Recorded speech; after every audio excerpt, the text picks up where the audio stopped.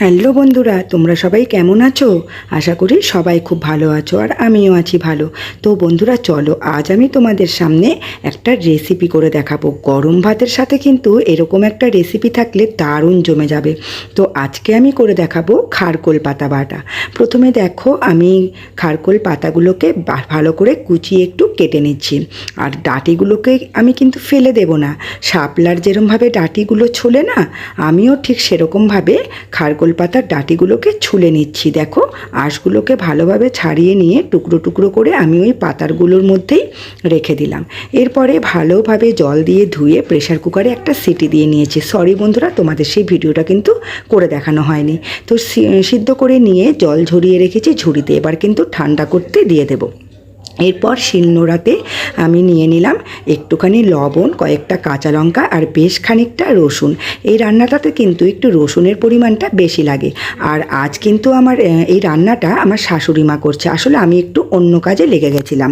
তো প্রথমে লবণ, রসুন আর কাঁচা লঙ্কাটাকে একটু ভালোভাবে শিলনোড়াতে বেটে নেওয়া হচ্ছে। আর এরপরে ওই যে খারকোল পাতাগুলো সেদ্ধ করে রেখেছিলাম না, সেই খারকোল পাতাগুলোকেও একই সাথে বেটে নেওয়া হচ্ছে। ভালোভাবে বেটে নিতে হবে। আর এটা কিন্তু মিক্সিতেও করে নেওয়া যায়।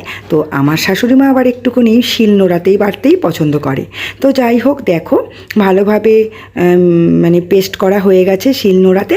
এখন চলো রান্না করার পালা। কড়াই গ্যাসে বসিয়ে দিয়েছি, সর্ষের তেল দিয়ে দিয়েছি। তেলটা গরম হলে একটুখানি দিয়ে দিয়েছে কালো জিরে ফোড়ন।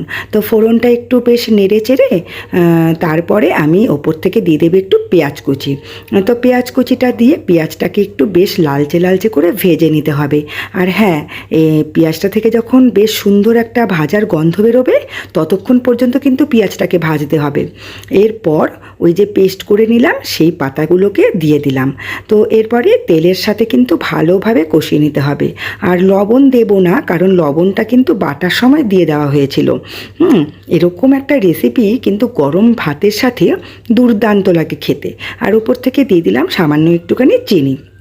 তো তোমরা যারা চিনিটা অ্যাভয়েড করতে চাও তারা কিন্তু চিনিটা অ্যাভয়েডও করতে পারো। এরপরে ভালোভাবে এই পেস্টটাকে খারকোল পাতাটাকে বেশ কষিয়ে নিতে হবে, যতক্ষণ পর্যন্ত না এই জলটা পুরোটা টেনে যায় আর একটা ডোয়ের আকারে হয়ে যাবে, বুঝলে তো? তো যখন একটা ডো হয়ে যাবে তখন কিন্তু বুঝে নেবে যে পাতাটা রেডি হয়ে গেছে। এই যে দেখো বন্ধুরা, একটা ডোয়ের আকারে হয়ে গেছে আর পুরো জলটা টেনে নিয়েছে। তো এখন কিন্তু এই রেসিপিটা পুরো রেডি সার্ভ করার জন্য। তো এখন একটা আলাদা পাত্রে নামিয়ে রাখছি। তো বন্ধুরা, এই খারকোল পাতা বাটা রেসিপিটা তোমাদের কীরকম লাগলো তোমরা কিন্তু অবশ্যই জানিও আমাকে। আর তোমরা কে কোথা থেকে আমার ভিডিও দেখছো একটু প্লিজ কমেন্ট করে জানিও না গো, আমার বড় জানার ইচ্ছা।